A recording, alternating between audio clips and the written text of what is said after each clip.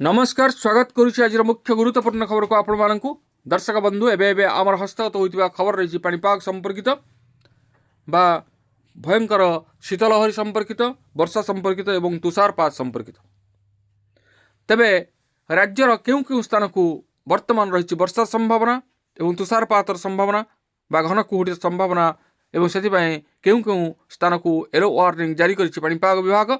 पाणीपाग विभाग या कौन सब विशेष तथ्य देछि जानिबा से संपर्क संपूर्ण विवरण में आपको वीडियो प्रदान करी से आपण मैंने निश्चित वीडियो को प्रथम शेष पर्यंत देखिए।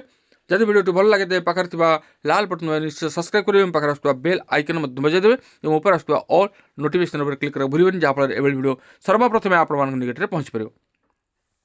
तेज आसतु जाना आज पाणीपाग संपर्कित विशेष गुरुत्वपूर्ण खबर को।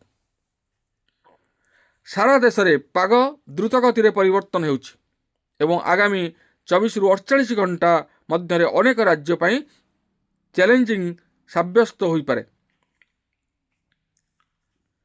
भारतीय पाणीपाग विभाग कहवा अनुजाई डिसेम्बर 18 रु 22 मध्य दक्षिण भारत उत्तर एवं पहाड़िया अंचल पर्यंत वर्षा प्रबल पवन कुहुड़ी ठंडा लहरी एवं तुषारपात अनुभूत हेब।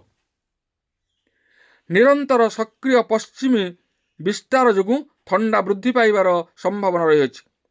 पाणीपाग विभाग कहिछि जे एही परिवर्तन यातायात विमान एवं रेल सेवा को प्रभावित करि पारे। अनेक अंचल रे दृश्यमान कम थिबारु लोकंकु सतर्कता अवलंबन करिबाकु पड़िबो। दक्षिण भारतर अनेक स्थान रे गोटे दिन पई खराब पाग अनुभूत होई पारे। तमिलनाडु पुदुचेरी एवं अंडमान एवं निकोबर अंचल रे प्रबल वर्षा हेबार संभावना रही। चेन्नई एवं आखपाख अंचल रे प्रबल वर्षार संभावना। गत किछि दिन धरी लगातार वर्षा जोगु जीवन यात्रा व्याहत हो सारी एवं एही समय रे आश्वस्ति पाइबार आशा कम रही। पाणीपाग विभाग कहवा अनुसार दुईटी पश्चिम वायु देश गोटे पर गोटे देश रे प्रवेश करिबो। प्रथम वायुमंडल डिसेम्बर 18 तारिख पाखापाखि एवं द्वितीय वायुमंडल डिसेम्बर 20 तारिख पाखापाखि सक्रिय हेब। यार प्रभाव में उत्तर भारत और पहाड़िया राज्य गुड़िक पाग आहरी खराब हो पारे। जम्मू काश्मीर हिमाचल प्रदेश और उत्तराखंड में वर्षा और तुषारपात होबार संभावना रही। जेतेबेले समतल अंचल में ठंडा पवन बहिबा फल तापमात्रा ह्रास पाइपे। उत्तर प्रदेश समेत अनेक राज्य में घन कुहुड़ी साधारण जीवन यात्रा को बाधा देउछि।